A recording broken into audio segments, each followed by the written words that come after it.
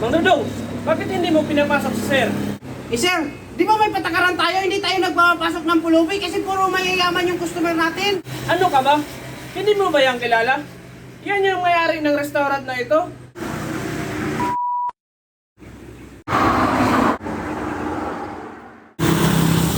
Sir, saan po kayo? Papasok! Sir, bawal po kayo pumasok doon. Mahigpit mo na ipinagbabawal sa restaurant namin na hindi kami magpapasok ng mga pulubi. Bakit? May pera naman ako ah. Gusto ko kumain sa loob. Sir, pasensya na talaga. Nakakaya kasi sa mga customer namin sa loob, mga disente lahat yun. Tapos ikaw nakasando ka lang, kaya bawal ka muna pumasok doon sa loob, sir. Baka pwede lumipat ka na lang na ibang restaurant. Yun ang kasi ang patakaran namin dito, sir eh. Ano bang klaseng restaurant ito? At namimili ng customer? Oo, sir, mahigpit talaga sa amin. Kasi yung mga kumakain na sa loob, mga mayayaman. At sa itsura nyo, hindi kayo pwedeng pumasok sa loob. Baka mandiri kasi sila sa inyo eh. Pasokin mo na ako, gusto ko kumain sa loob. Sir, Good morning, sir. kasi sabi ko lang sa'yo, sir, bawal ka pumasok sa loob. Mang Dudong, bakit hindi mo pinapasok si sir? Sir, di ba may patakaran tayo? Hindi tayo nagpapasok ng pulubi kasi puro mayayaman yung customer natin. Ano ka ba? Hindi mo ba yan kilala? Yan yung may-ari ng restaurant na ito. Ah, siya pala yung may-ari, sir. Pasensya ka na, sir. Ginagawa ko lang yung trabaho ko, sir. Sir, pasensya ka na. Pasok ka na. Anak ka ng pu. Hello, sir. Good morning. Hello, sino to? Si Mang Dudong to. Anong kailangan mo? Magpapaloob sana ako. Ako yung nag-apply sa inyo dyan. Baka busy po kasi kayo eh. Kaya ako na yung natawag. Sana matanggap tayo ngayon, no? Oo nga. Sade Pelisardo. Uy, tinatawag ka na. Sige, dito muna ako ah. Sige, good luck. Bakit ka nag-apply dito? Kailangan ko kasi ng pera, sir. At gusto ko makatulong sa aking pamilya. Masipag ka ba? Opo, sir. Kahit anong trabaho, sir. Ah, okay. Ikaw na yung hinahanap kong empleyado. Bukas mag-uumpisa ka na dito. Ay, maraming salamat talaga, sir. Next!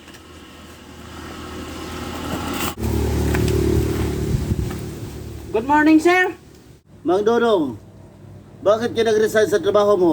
Gusto ko kasi, sir, madagdagan pa yung kaalaman ko. Kaya nag-apply ako dito. Masipag ka ba? Oo, sir, masipag ako. Lagi nga ako nag-overtime eh. O sige, antayin mo lang ang tawag ng kampanya. Ah, sige, sir. Salamat, sir.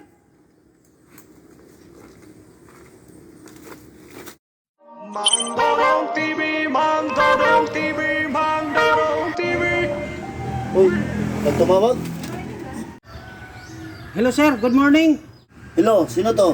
Si Mang Dudong to. Anong kailangan mo? Magpapaloob sana ako. Ako yung nag-apply sa inyo dyan. Baka busy po kasi kayo eh. Kaya ako na yung natawag. Magantay ka lang.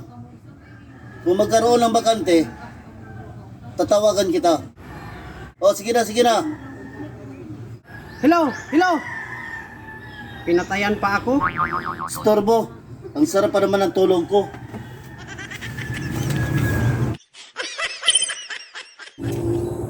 Uy, may natawag sa akin. Hello? Sino to? Hello, good morning. Si Mang Dodong ba to? Ito yung inabayan mo dati. Pwede ka na mag-report bukas. Ngayon ka pa natawag kung kailan may trabaho na ako. Hello. Bastos talaga. Pinatayan ako. Anak ka ng pu. Oh, pinapakain mo pa rin yan? Iwan lang pambayad yan? Inapunuhan ko muna, naawa kasi ako eh. Bakit? Magkano bang sinasahod mo dito? At nanglilibre ka ng customer? Hayaan mo na. Importante, nakatulong ako sa kanya. Makakarating din sa taas yung pinagagawa mo. Bakit ikaw? Kumakain ka nga, bawal nga yung ginagawa mo eh. Oras ng trabaho, nakain ka. Wala kang pakialam. Susumbong kita kay boss. Tingnan mo. Ang yabang mo naman. Akala mo kung sino ka, parehas lang naman tayong empleyado. Hi sir, good morning. Ano po orderin nyo? Gusto ko sanang kumain, kaso wala akong pera. Ay nako sir, luhumang style na yan. Hindi yan pwede sa aming restaurant. Pasensya ka na. Opo lang ako muna dito. Dapat bago ka pumasok dito, may pira ka. TV, Mandadong TV, Mandadong TV. Weird Mandadong. Hi sir, good morning. Anong order niyo po? Gusto ko sanang kumain, kaso wala akong pera. Wala pala kayong pera sir? Nawala kasi yung wallet ko. Saan pala kayo galing? Ang layo ng pinanggalingan ko. Pumasok lang ako dito kasi nagugutom ako. Sige sir, ako na lang ang bahala. Ay, salamat. Pwede ko ba makuha yung GCash number mo? Antayin nyo na lang po ako dito ha. Let's go, some baby. Mandadong TV. Sir, ito na yung pagkain. Kumain muna kayo ha. Maraming salamat ha. Iwan ko muna kayo. Oh, pinapakain mo pa rin yan? Iwan lang pambayad yan? Inapunuhan ko muna, naawa kasi ako eh.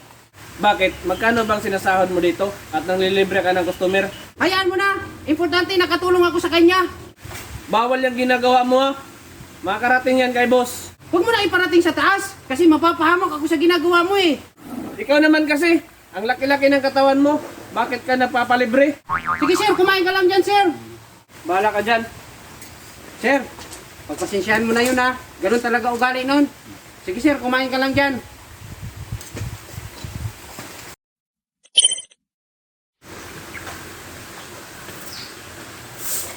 O ano? Baka may darating na customer dyan, lilibrehin mo na naman. Eh, ano bang pakialam mo? Ipira ko naman yung pinambabayad ko ha. Sahod ko yun. Sahod. Huwag kang mag-alala. Makakarating din sa taas yung pinagagawa mo. Bakit ikaw? Kumakain ka nga, bawal nga yung ginagawa mo eh. Oras ng trabaho, nakain ka. Wala kang pakialam. Susumbong kita kay boss. Tingnan mo. Ang yabang mo naman. Akala mo kung sino ka, parehas lang naman tayong empleyado. O ayan, suluhin mo. Saan ka ba ngayon nagtatrabaho? Aba, ang ganda ng trabaho ko ngayon. Baka pwede ako maka-apply sa inyo. Naku, hindi ka pwede mag-apply doon. Uy, may tumawag sa akin. Hello? Ako pala yung taong kumain sa restaurant nyo na hindi nagbayad. Gusto ko sanang kumain, kaso wala akong pera. Wala pala kayong pera, sir? Nawala kasi yung wallet ko. Saan pala kayo galing? Ang layo ng pinanggalingan ko. Pumasok lang ako dito kasi nagugutom ako. Sige sir, ako na lang ang bahala. Ay, salamat. Pwede ko ba makuha yung GCash number mo? Ay, okay sir, natandaan na kita sir. Napadala ko na pala sa GCash mo. Dinagdagan ko pa. Sige sir, maraming salamat sir ha. Sige, sige. Salamat. Ang swerte ko talaga. Yung customer na walang pambayad, inabunuhan ko. Ngayon, binayaran ako, dinagdagan pa. Ayos talaga. Uy, Sani! Uy, Mandudong!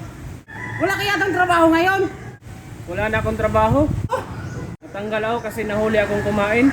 Paano ko matatanggal? Ikaw nga yung sip-sip sa trabaho. Susumbong kita kay boss. Tingnan mo. Ang yabang mo naman. Akala mo kung sino ka, parehas lang naman tayong empleyado. O ayan, suluhin mo. Yun nga rin yung inakala ko eh. Saan ka ba ngayon nagtatrabaho? Aba, ang ganda ng trabaho ko ngayon. Baka pwede ako maka-apply sa inyo. Naku, hindi ka pwede mag-apply doon. Sige, dito na ako. Buti nga natanggal. Akala mo kasi tagapagmana ng kumpanya.